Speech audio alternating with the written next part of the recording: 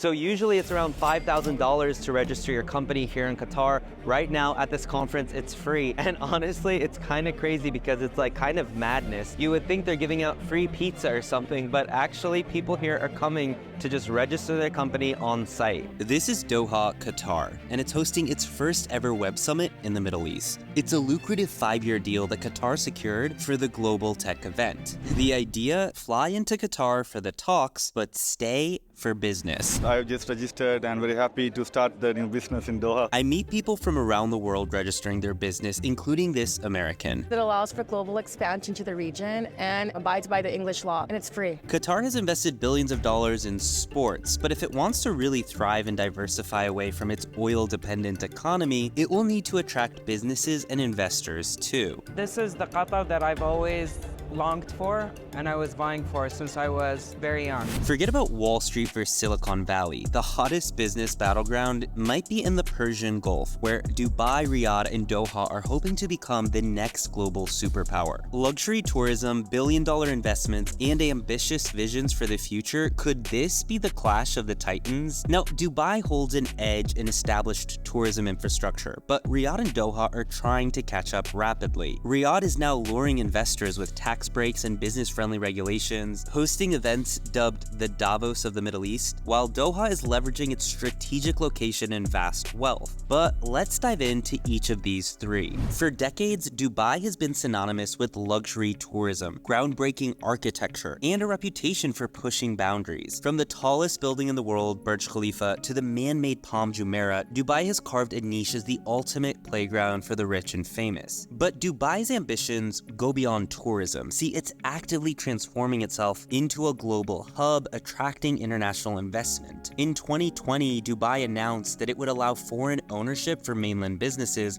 across many sectors. It also began implementing fast visa processing for investors and entrepreneurs. It continues to develop its free zones and expanded its airport. Its population and economy are surging. Dubai is also between Abu Dhabi and Sharjah, two other emirates that are growing drastically right now. Now head over to Doha in Qatar with a much smaller local and foreigner population. After the World Cup, this small but wealthy nation has continued to invest billions of dollars in many industries. See, while its economy is fueled by natural gas, it's diversifying rapidly. It's here where I attend Web Summit and see this mayhem near the exhibit Invest Qatar. Today is the day where for all Web Summit attendees, it's free for actually licensing it for a year. If you want to register your company, it's going to cost $5,000. They're only offering this promotion during this conference, which makes sense why in the last 2 hours of the conference, there is so much chaos here. Currently, I'm moving to Qatar, but I'm from Malaysia. Because Doha is a vibrant city, they're very strategic in terms of how they want to grow the country, and tech is one of the sectors that we see booming over here. It's going to be a hub, at least in the Middle East, in the GCC, and perhaps internationally. It's a full metamorphosis. It's a moment in time. It feels like a milestone. It's here where I meet a local Qatari. I can't even wrap my head around the fact that we've arrived.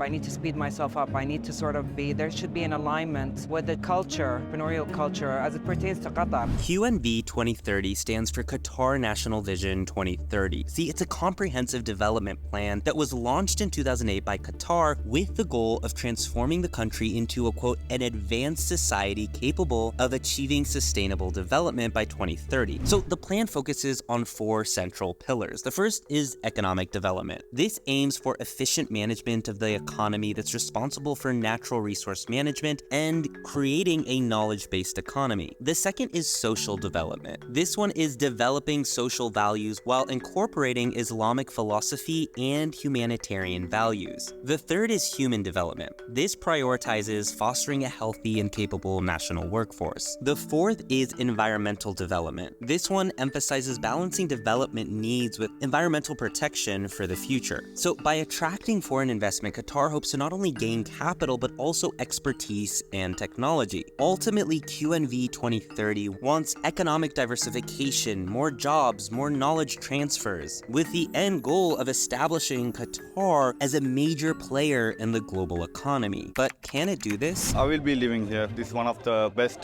conferences that I've ever been, traveling around for several IT conferences, but this Web Summit was really incredible. Now head over to Riyadh, the capital of Saudi Arabia, which is undergoing a dramatic transformation. With its Vision 2030 2030 plan, Saudi Arabia is pouring resources into modernizing Riyadh and attracting foreign investment. Look around and you'll see luxurious hotels, museums, and a new emerging art scene. Now, unlike Qatar and the UAE, which both have heavy foreigner populations, the majority of Saudi Arabia's population is actually from here, which could mean that it can develop and foster its own workforce. So its Vision 2030 plan is hoping to diversify the economy beyond oil and gas to grow its tourism, technology, and renewable energy sectors. To do this, the government is doing three things. First, there is the Public Investment Fund, which is pouring money into giga projects like Neom, which is a futuristic mega city that I've made other videos about. The second is making it easier to do business here. See, Saudi Arabia is now taking on like its neighbors and simplifying business setup, reducing bureaucracy, and offering incentives for multinational companies to establish regional headquarters. And finally, fostering innovation. So it's taking on initiatives like the King Abdullah Science and Technology City, which aim to create a strong tech ecosystem and attract tech companies.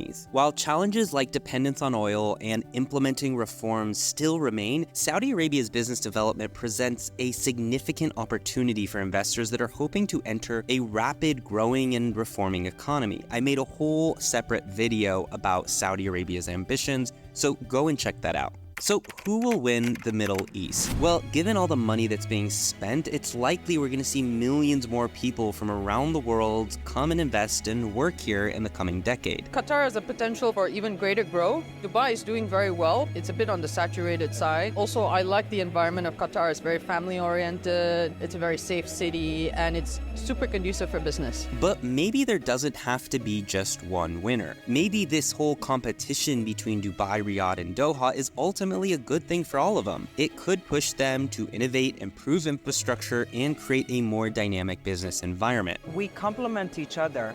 You have to understand, us Khalijis, we are like this interwoven tapestry. So the ultimate beneficiary could be the entire Gulf region, which is becoming a major economic and cultural force in the years to come. When one gets better, subsequently the other gets stronger. I'm really impressed. I find it really inspiring, the trajectory, almost like a bullet train speed, what they're doing, it seems to me at least. It was much needed, but it actually has a ripple effect to the rest of the region. We're all like this one body. All of the organisms are connected.